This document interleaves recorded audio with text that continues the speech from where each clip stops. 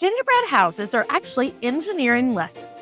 Welcome to day 8 of the 12 Days of Family Learning Adventures.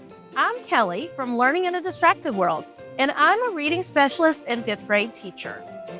Today, we're talking about something that might feel messy and chaotic, building gingerbread houses. But what if I told you this is hands-on STEM learning at its finest? Problem solving, spatial reasoning, and perseverance, all covered in frosting. And here at day 8, I want to introduce to you a framework that explains why activities like this are so powerful, and more importantly, how you can think about your role differently. Because you're not meant to be your child's teacher. You're something even more important. Let me show you what I mean. First, let me tell you what's actually happening when your child builds a gingerbread house. They're using planning skills, figuring out what pieces go where before they start building. They're developing spatial reasoning, understanding how three-dimensional shapes fit together. They're practicing problem solving because, let me tell you, the roof is going to slide off at least once, and they'll need to figure out why. If you're using a kit with instructions, they're practicing multi-step directions.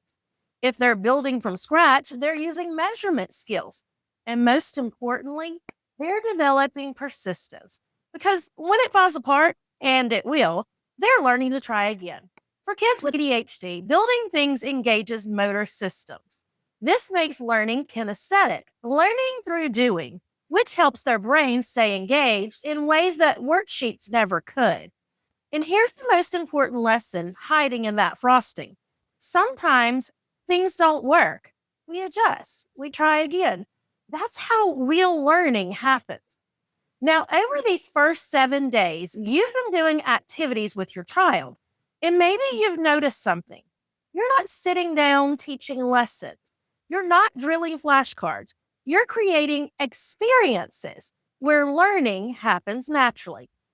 That's because you're not meant to be their teacher. You're their head coach. Think about a football team for a minute. The head coach doesn't teach every position.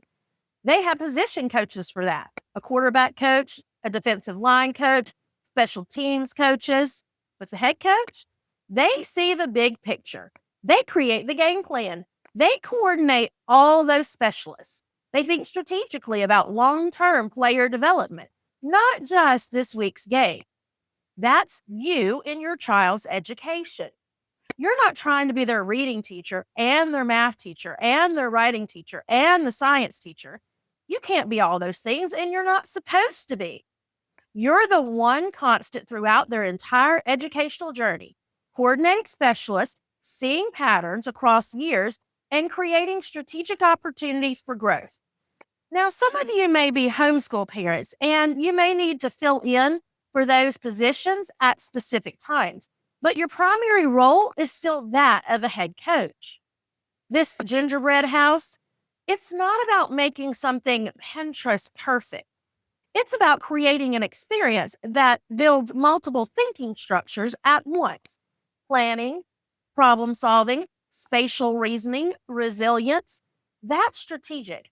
That's efficient. That's head coach thinking. So let me show you what head coach facilitation actually looks like when you're building gingerbread houses. Before you build, planning phase. Look at the house together, whether it's a kit or you're building from scratch. Say something like, okay, what pieces do we need? Let me plan before we start. Talk through the order. What do you think should go first? Why would the walls need to go before the roof? This kind of thinking aloud teaches them to plan before they act, which is an executive function skill they'll use for everything from packing their backpack to tackling homework. During building, facilitation, not fixing. Here's where your head coach role really matters. Your job is to facilitate, not take over and do it for them. I know it's hard. I know watching that roof slide off for the 5th time and you're thinking, I could just fix this in 2 seconds, but resist the urge. Instead, when the roof slides off, say, tricky. What do you think's causing it to fall? Use these strategic questions. What's making it unstable? What could we do to make it stronger? Should we let this part dry a few minutes before we add the next piece? What would an engineer do in this situation? Notice what you're not saying. You're not saying, here, let me do it. You're not saying you're doing it wrong. You're asking questions that guide their thinking.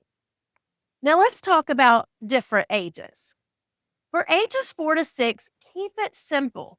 Use pre-made kits where the pieces are already cut. Focus on the process, stacking, sticking things together with frosting, celebrating effort over results. At this age, it's about the experience, not the finished product.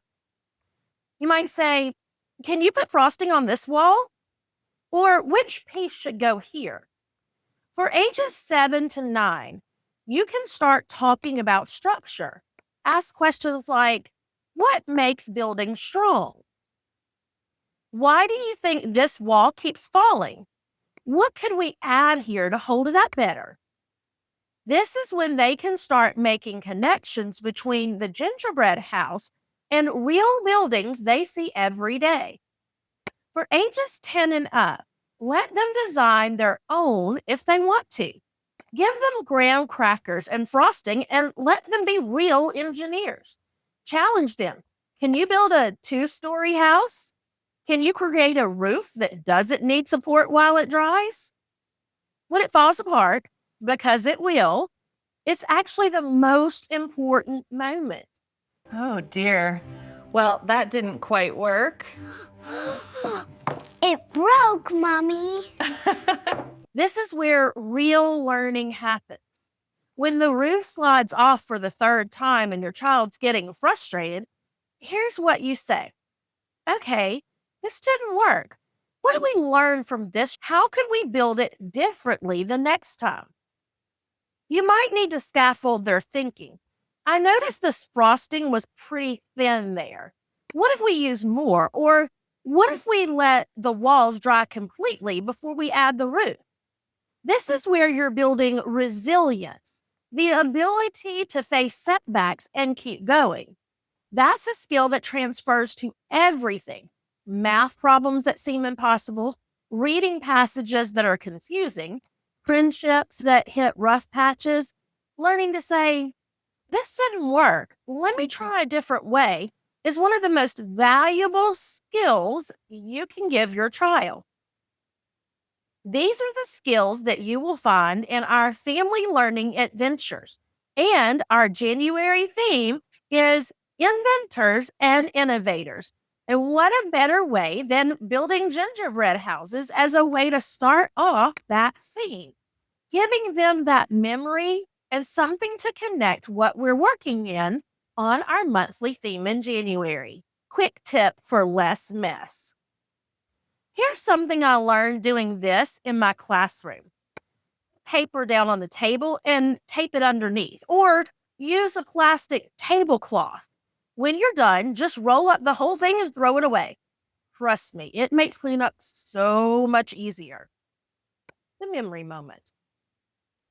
I want to tell you about something I observed when parents came into my classroom one year for our annual classroom party. It was a gingerbread house party. I got to see different parents approach this activity. Some parents guided with questions, just like we just talked about, and some took a more direct, here, let me do it approach. And some just left their kids explore and have fun. One little boy really stuck with me. His roof fell off 3 times, and each time he wanted to quit. And each time his grandmother, who was there helping, said, engineers test things and try them again. What's your new plan? By the 3rd rebuild, he was the one problem solving. He said, I think we need more frosting here. And maybe we should wait a few minutes before we add the roof. That's not just about gingerbread houses. That's systematic thinking. That's the kind of skill that transfers to homework, to friendships, and to every challenge they'll face at school. This week, try building a gingerbread house with your child. Let it be messy. Let it fall apart. Let them lead the rebuilding process. Remember, you're the head coach. Your job isn't to create a perfect gingerbread house. Your job is to create an experience where problem solving and resilience can develop. If you want something to post or share with friends and family, try documenting the process instead. This will create a lasting and fun, authentic memory you can look back on and share for years to come.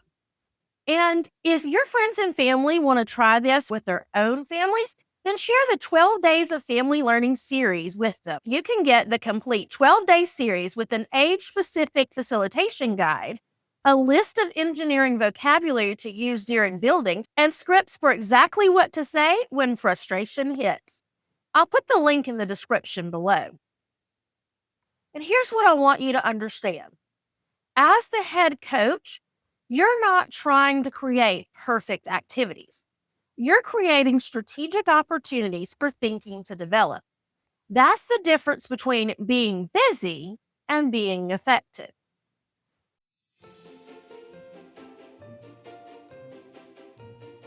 Inside the Family Learning Adventures membership, every monthly theme is designed in this way. Not, here's more stuff to do, but here's how to build thinking structures naturally through activities you're probably already doing. I'll tell you a little bit more about this on day 12, or you can check out the link in the description below. Tomorrow, we're talking about singing and caroling and the phonological awareness and fluency that happens when you raise your voices together. See you then.